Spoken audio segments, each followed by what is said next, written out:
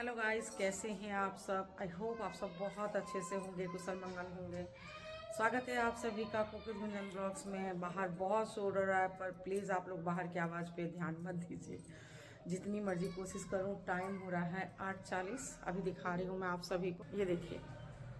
पर अभी तक जो है बच्चे गली में खेल ही रहे हैं। उनकी भी खेलने कूदने की यही उम्र है, तो क्या कर सकते हैं। और आज की ब्लॉगिंग मैंने अभी से स्टार्ट की है। और सबसे पहले मैं जाऊंगी बाज़ार। वैसे तो मैं बाज़ार जाती नहीं हूँ इतना, पर ज़रूरत पड़ता है तो कभी काल चली भी जाती हूँ। तो चलिए देखते हैं बाज़ार से मैं क्या क्या लाती हूँ।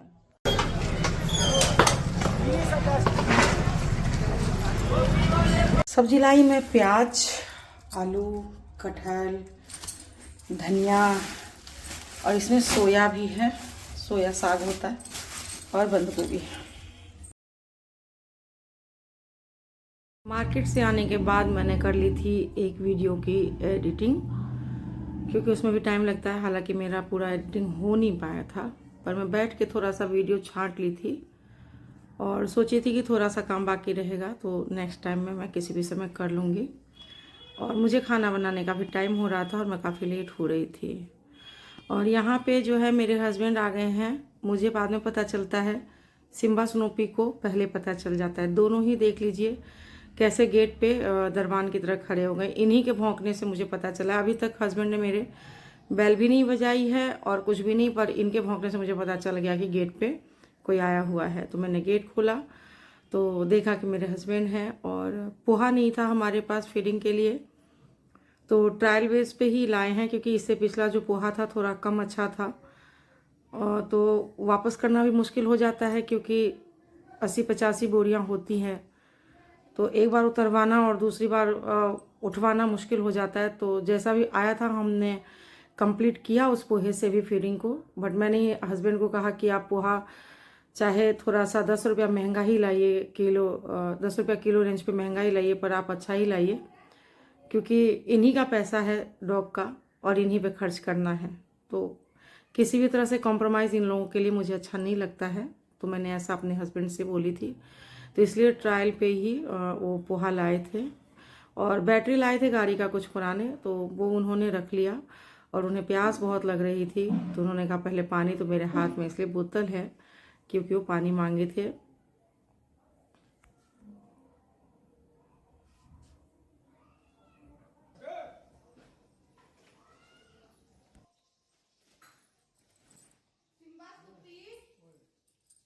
अरे बस लल्लुआ से मुलाकात बाद में कर लेना। ओहो, देखियो।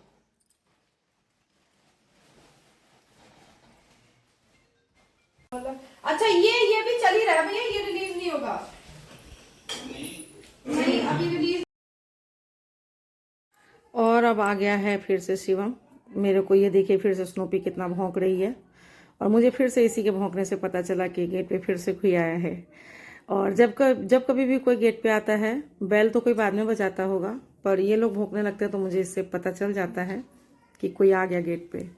शिवम आ गया और सिम्बा वहीं खड़ा रह गया, गेट खुला हुआ देखता कि शिवम शायद बाहर ले जाएगा।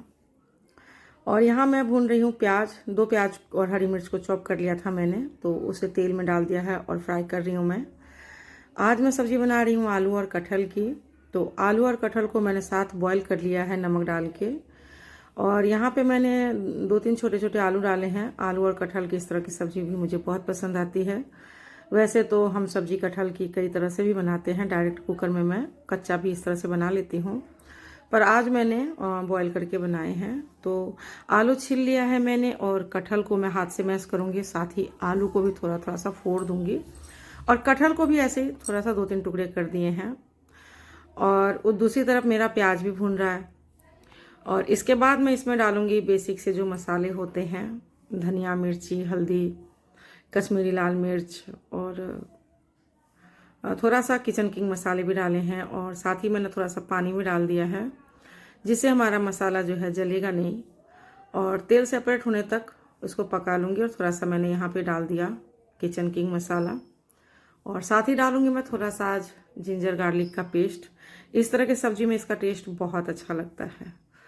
और यहाँ पे मैं फिर से थोड़ा सा चलाते हुए 2-3 मिनट और पका लूँगी, ताकि अदरक जिंजर गार्लिक का भी पेस्ट का जो है थोड़ा सा कच्चापन दूर हो जाएगा। और यहाँ मैं डाल रही हूँ थोड़ा सा हरा धनिया। हरा धनिया भी इस तरह से मसाले के साथ या तो आप पीस के भी डाल सकते हैं, नहीं तो ऐसे कट करके डाल देंगे। तो मसाले के साथ ये भी जब भूनता है तो सब्जी का टेस्ट जो है बहुत ही इन्हेंस करता है ये भी, इसलिए मैं कई बार इस तरह से भी कर लेती हूँ। और ऊपर से भी थोड़ा सा कटहल की सब्जी मतलब सॉरी धनिया पत्ता डाल देती हूँ। हालांकि मैं फाइनल जो प्लेटिंग नहीं कर पाई थी क्योंकि मैं फीडिंग के लिए बहुत लेट हो गई थी, और रात में फीडिंग भी करनी होती है और पल पल लेट भी होती रहती हूँ, उस बात की भी टेंशन काफ़ी रहती है। मसाला मेरा भुन चुका है, तेल सेपरेट हो चुकी थी, तो मैंने थोड़ा सा नमक बैलेंस कर लिया है क्योंकि मैंने कटहल में भी नमक डाले थे, तो उसी हिसाब से मैंने नमक भी डाल ली। अगर हमारा नमक कम हो तो हम उसका बहुत अच्छे से गुंजाइश कर सकते हैं, लेकिन नमक ज़्यादा हो जाए तो फिर खास करके इस तरह की सब्जी में तो कुछ भी गुंजाइश बहुत ही मुश्किल हो जाएगी और सारी सब्जी खराब हो जाएगी। नमक किसी भी सब्जी में बहुत ही अहम रोल निभाता है। दिखता बिल्कुल भी नहीं, जैसे इस सब्जी में तेल मसाला सब प्रॉपर दिखता है, पर नमक हमें कहीं नहीं दिखता। पर इसकी मौजूदगी सबसे पावरफुल होती है, ना हो तो सब टेस्ट बर्बाद और ज़्यादा हो तो भी बर्बाद। और यहाँ पे जो है हमारे फीडिंग का पोहा मिक्स करना चालू कर लिया हमने। तो मैं पोहा चेक कर रही थी कि कैसा है। मैंने ये पोहा के लिए भी हस्बैंड को मना कर दी है कि ये पोहा भी नहीं चलेगा, इससे थोड़ा सा और मोटा पोहा मंगवाइए। और पोहा वहाँ मिक्स हो रहा है, थोड़ा सा 10-15 मिनट उसे लगेगा भीगने में। तब तक मैं बना लूँगी यहाँ पे रोटी मैं सिर्फ शिवम के लिए आज बनाऊँगी। मैं हस्बैंड को भी मैंने आज चावल ही दे दी है। कई दिनों से कुछ तबीयत ठीक सी नहीं लगती रहती। आज मैं गई भी डॉक्टर के पास, पर मुझे डॉक्टर नहीं मिले, तो मैं जल्दी ही जाऊँगी डॉक्टर के पास।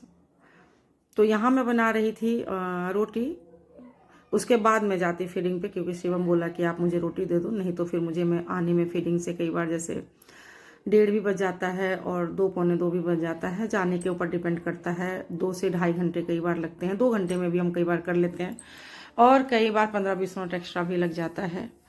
तो इसलिए मैं पहले उसे बना दूंगी रोटी और उसे दे दूंगी खाना। और किचन वगैरह जो है मैं ज़्यादातर आके ही 90% संभालती हूँ, जाने से पहले किचन। और इस ब्लॉग से मैं लूँगी आप लोगों से यहीं पे इजाज़त, और नेक्स्ट ब्लॉग के साथ दोबारा जल्दी ही मिलूँगी। तब तक के लिए take care and bye bye. आप सभी को मेरा ब्लॉग कैसा लगता है, थोड़ा भी अच्छा लगता हो तो प्लीज़ लाइक और सब्सक्राइब ज़रूर कीजिए। और इसके बाद चलिए मिलते हैं नेक्स्ट टाइम पे। यहाँ मेरे हस्बैंड और हमने जो है फीडिंग के लिए खाना भरना बाल्टियों में शुरू कर लिया है। चलिए मिलते हैं जल्दी ही। Take care and bye bye.